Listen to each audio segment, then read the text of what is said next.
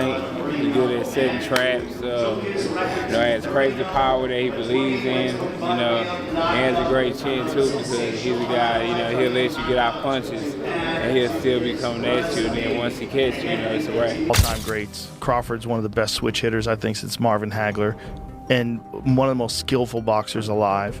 He has very good skills. He's one of my favorite boxers. He able to win this fight.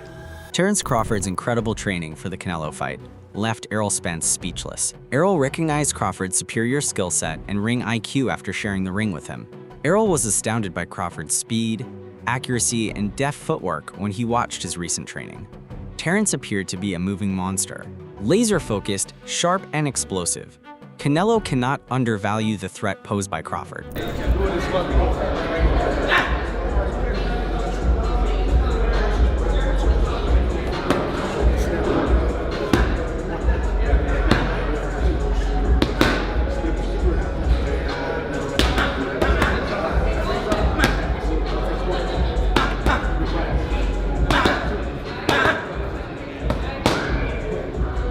There was obvious respect between the two world-class boxers when Terence Crawford thought back on his fight with Errol Spence. Crawford, who is renowned for his methodical and patient fighting style, highlighted how he gradually weakens his opponents before throwing devastating bursts of punches. How hard does Spence hit? He didn't hit that hard. But he never caught you that clean. That was probably the best shot he landed. No, he caught me a couple of times, but I was surprised at how hard he didn't hit. Really? And given that everybody say, oh, he's a big puncher, he's this. I think he's just a volume puncher.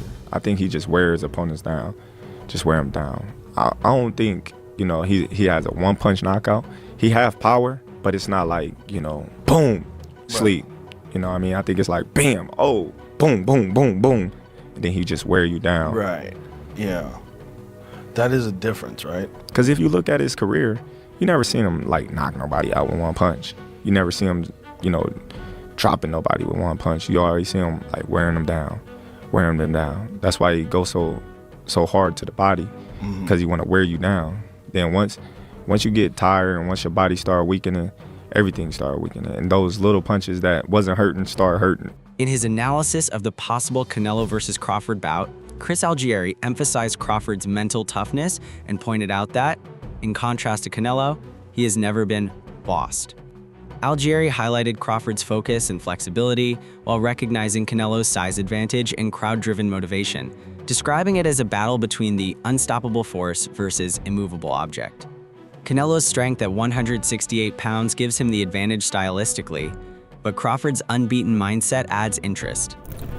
And what you just said applies to the next fight, September 13th, Canelo Alvarez and Terence Crawford. Who do you think can be the boss that night? When you talk about these two guys, you talk about two guys, number one, you can't boss me around. Yep. Two guys, you can't even look at me a certain way without me feeling some type of way. These guys now have set their sights on one another, Crawford and Canelo Alvarez. Obviously, we know the weight difference, but we've seen Crawford, looks like he's coming up slowly to that weight class and kind of acclimating himself in real time. How do you see that fight playing out? We're still pretty far away from that fight, and I'm going to hold my complete analytics on that. But I'll tell you this. Contrast and compare, maybe not a pick. But I'll tell you this. I've seen Canelo pushed around. I've never seen Terence pushed around. So when you're talking about who's going to be the boss, I've never seen anyone boss Terence Crawford. I've seen Canelo get bossed. So that just psychologically, when you think about that, and this is a fight where I flip-flop on both guys because there's so many good points. Yeah, but he's 168. Yeah, but it's Terence Crawford. He's undefeated. Well, yeah, no, this guy's beating this, but stylistic. Even he hits him on the arm. There's so many different things you can talk about. But from a psychological standpoint, who's fresher, who's meaner, who wants it more? That's going to come into play. As a boxing fan, how much fun is it to see those two attitudes come together? It's kind of like the unstoppable force versus the immovable object get ready to collide. I've worked a lot of Canelo fights. The Canelo fight weeks are great. He plays to the crowd really well. His fans are awesome. I'm thinking about the Caleb Plant situation. I'm thinking about the Billy's Joe Saunders situation. When he gets that in his head that he's got an extra chip, he becomes a really dangerous man. And like you said about Bud, and Bud is one of those guys. He just locks in. Especially when you doubt him. So yeah, it's a really interesting matchup. I think of it more from psychological than anything, you know, because on paper it's like, yeah, but he's a super middleweight. He went up 3. Now Terence is going up 3 weight classes. He had a little trouble with Majima. So on paper it's like, yeah, of course it's Canelo. But when you think about it from a psychological standpoint, it's like, I don't know, man. Bud's different. Max Kellerman, a renowned boxing analyst, analyzed Canelo versus Crawford skill by skill, giving Crawford the advantage in 3 crucial areas: footwork, defense, and best jab. Kellerman acknowledged Canelo's physical advantages, size, power, and chin, and better ring-cutting skills, but he also pointed out Crawford's tactical advantage in the majority of categories. Canelo, who was once a counterpuncher, has learned to push forward at 168 pounds. Crawford. Best defense. Crawford. Nowadays, Crawford. I would say early in the fight, Canelo. And earlier in his career, Canelo. But he hasn't been that kind of fighter in recent years. Although Crawford is also hittable. With any fighter, when you talk about their defense, the question is not, can they be hit with a shot? You take punches. Everyone, the greatest defensive fighters ever get hit. Pernell Whitaker, Willie Pep, Floyd Mayweather, they all get hit. The question is, can you hit them with combinations? And both guys are hard to hit. With the 2-piece, hard to hit. So who has the best footwork out of the 2?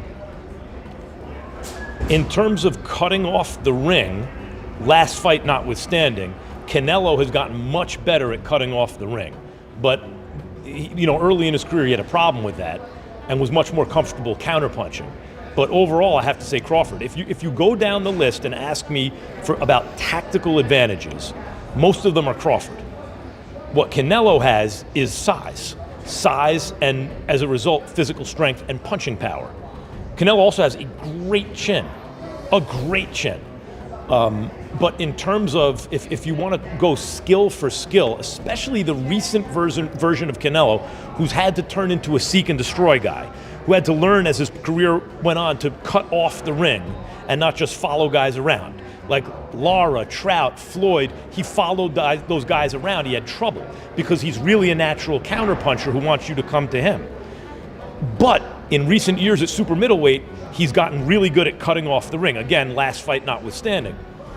So as an overall suite of skills, recent vintage, it's been Crawford. Okay. But Canelo also is skilled and has a larger. This massive fight's dynamics are amazing. By increasing his weight, Crawford is, on the one hand, venturing into uncharted territory, which typically puts his speed and stamina at risk. However, despite his level of experience, Canelo has lost some of his explosive power. Canelo has struggled to get knockouts in recent bouts, preferring cautious control to the all-out pressure of his earlier career. This implies that although Crawford will be put to the test physically, Canelo's own deterioration in some areas somewhat levels the playing field. Crawford has a clear route to victory if he brings his best, nimble footwork, superior ring IQ, and endurance. So again, you know, you hear the tone of voice that Crawford is talking in, and he's not just a talker. He's not someone looking to sell a fight up there. I look at this as, again, when I look at the style of fight potentially Terence Crawford's going to bring to Canelo, it looks like he wants to stand in front of him and push him back a little bit. I mean, even in the press conferences they had, there was that pushing and shoving where Canelo kind of walked up on him and pushed Terence back. And then the second press conference, Terence Crawford pushed him back. So yeah, there's a mind games going on there for sure, but Terence looks like he wants to be able to push Canelo back, to inflict some power on Canelo. And I just don't know if that's the move here. Now again, I'm not a boxer. I'm not the one going inside the ropes, but the way I see this potentially working out for Terence is simple, but insanely difficult. You have to be good at everything. And I just don't know if that's the right avenue. Like trying to push Canelo back is one thing. Trying to overwhelm him with volume like Dmitry Bivol did is definitely an idea, but again, you have to look at the factors surrounding that. You have to look at Bivol's size, right? His natural aptitude for volume punching. That is his strategy, that's his game, and it's usually done off the front foot. It's not counter punching, then following up with combinations. We've seen Bud as a great counter puncher, but leading the dance, and even in the Madrimov fight, it looked a little difficult for him to get going. If it takes you a while to get going against Canelo, you're just falling right into his game plan. Standing in front of him, you want to go flat-footed with Canelo Alvarez and just be in the pocket? That's not gonna, in my opinion, unless you're shooting inside the big looping shots of Canelo, because sometimes he will open up and hit some big looping shots around the guard. Standing in front of him is not the idea, at least not to me. But again, I'm just the commentator guy. I'm just the guy on YouTube, so maybe I don't know. Abdullah Mason, a rising boxing star, quickly weighed in on Canelo versus Crawford, supporting Crawford in the hopes of an upset. He was confident in Crawford's capacity to meet the challenge, even implying that his strength might take people by surprise. I'll say Canelo Crawford, your prediction quickly. Canelo Crawford. I got faith that Crawford could take it. I got faith in Crawford. I feel like Crawford, he might surprise some people with his strength. So it all depends on who's the better fighter that night and who prepared, better. When discussing the Canelo-Crawford bout, light heavyweight champion Dmitry Bivol praised Crawford's exceptional talent and adaptability as a switch hitter. Bivol praised Crawford as one of his favorite boxers and acknowledged his potential for victory. But he also pointed out important unknowns, such as how Crawford copes with the pressure and power of 168 pounds.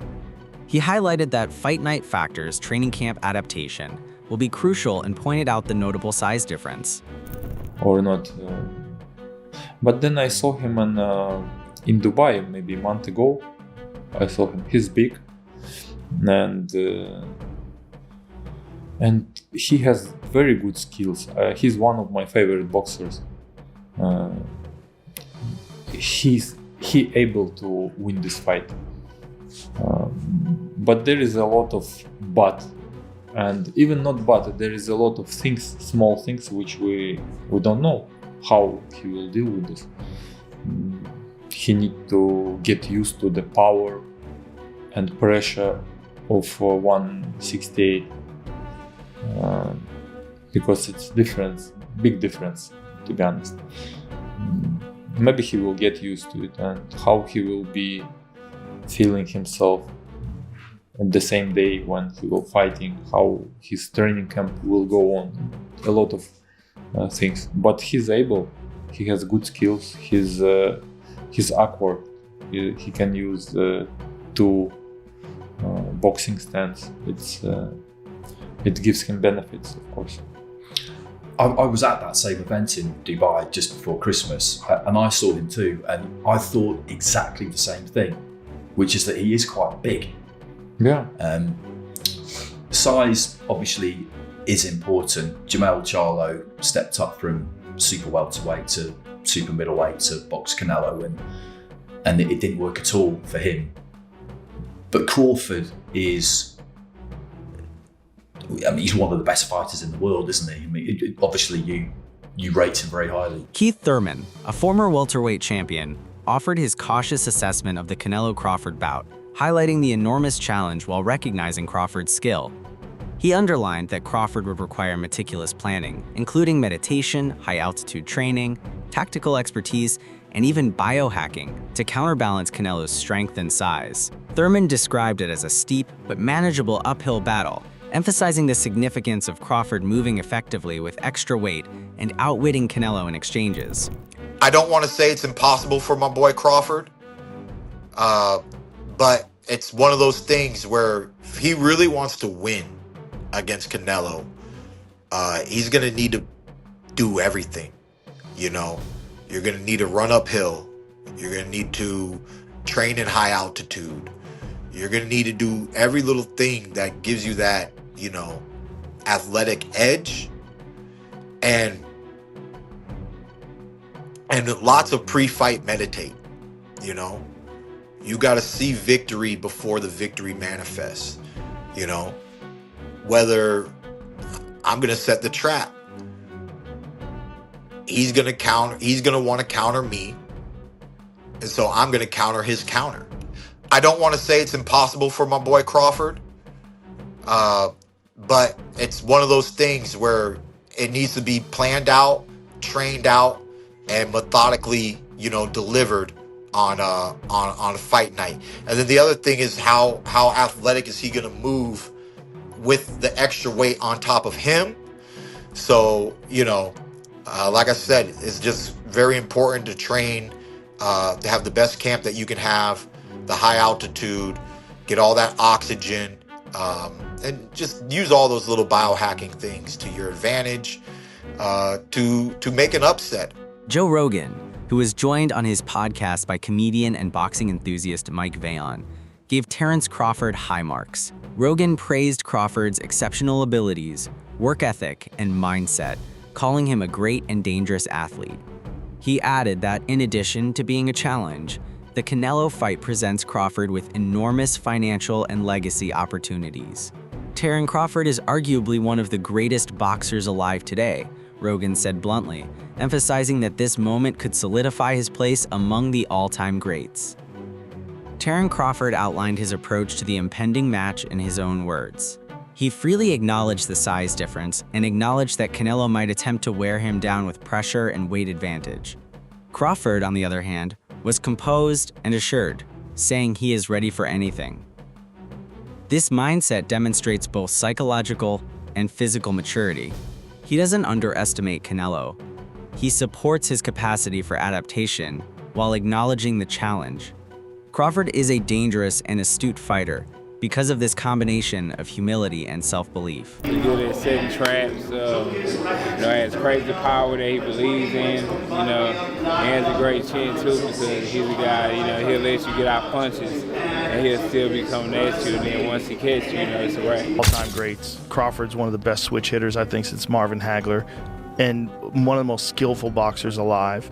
Actor and martial artist Michael Jai White compared the possible bout to Mayweather-Canelo Part 2 and boldly backed Terence Crawford to outpoint Canelo. Although he acknowledged Canelo's progress, he maintained that Crawford would have the advantage due to his greater speed, agility, and tactical awareness. White says Crawford's ability to stay elusive and control range without needing a knockout would result in a decision win, despite Canelo's size and better defense. He emphasizes that Canelo needs to be set before he fires. So you would put your money on Crawford? Yes. You'd make money. Okay. Just put that out there. Mm-hmm. Why do you think Crawford's going to beat him? Because Crawford could find people to fight like Canelo, who is amazing. Canelo has just, oh my God, like he evolved. I saw how he evolved defensively and everything. I just don't think he's as fast as Crawford. And I think Crawford is just a little step ahead as far as movement is concerned. And so I think it's going to be Mayweather Canelo Part 2. That's what I think. I mean, Canelo is naturally heavier. Yeah, Crawford ain't gonna knock him out. Huh. But I don't know if Canelo's gonna land very solidly on Crawford. See, when it comes to Canelo, I always think about the Mayweather fight, where Mayweather just embarrassed him. Yeah. But that was very early. No, yeah. I mean, Canelo's way better now. Yeah. He's way better now. But I still think there's an edge. It won't necessarily be exactly like that, but I think he'll edge him out point-wise. That's what I'm thinking. Oh, so he'll win the points. Okay. Because points. I just think still Canelo needs to be set before he fires. Famous boxing coach Calvin Ford hailed both competitors, describing the Canelo-Crawford bout as a must-watch super fight. Ford compared Crawford to Mayweather-Canelo, suggesting that Crawford might follow Floyd's lead, but he also praised Crawford's bravery for accepting the challenge. Look, it's just Canelo doesn't go out for the knockout anymore. Canelo's just now, we've seen in the last few fights, he just does enough to win. He did the same against Munguia. He dropped Munguia, but then they didn't want to finish him. Charlo, Berlanga. He wants to cruise through the fight. He's up there, in not in age because he's only like 33 or 34, but he's fighting since 15. 15, a lot of training camps, a lot of sparring matches. So all that takes a lot out of your body. So he takes care of his body too. So he doesn't go all out because he doesn't want to just finish his body. He knows he still has a few more years and a few big fights where he wants to take care of himself. and not punish himself too much. That's why he hasn't been able to knock those guys out. Not because he can't. I think he just does enough to win. I think Shiraz also has great power, man. I think Shiraz has the power that nobody believed he had, and he showed it last weekend. I think the confusing thing was because how he looked against Adames, and people were like, "Oh, look, he should have lost against Adames. Berlanga's a big knockout guy. He's never fought it." They both never really fought anybody. Yeah, but Carlos Adames is a great fighter, man. You know, Carlos is a great fighter. I've had him, and that fucker is talented. And he's got great power. Non-stop, too. Yeah, and he's got great power. So it's hard to say. But then on the flip, Berlanga con Canelo.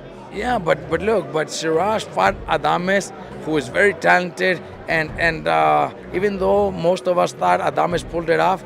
According to renowned trainer Robert Garcia's analysis of Canelo's recent performances, the Mexican sensation purposefully paces himself instead of going for knockouts. Garcia said, quote, "He just does enough to win now," citing bouts in which Canelo easily won against Charlo and Munguia.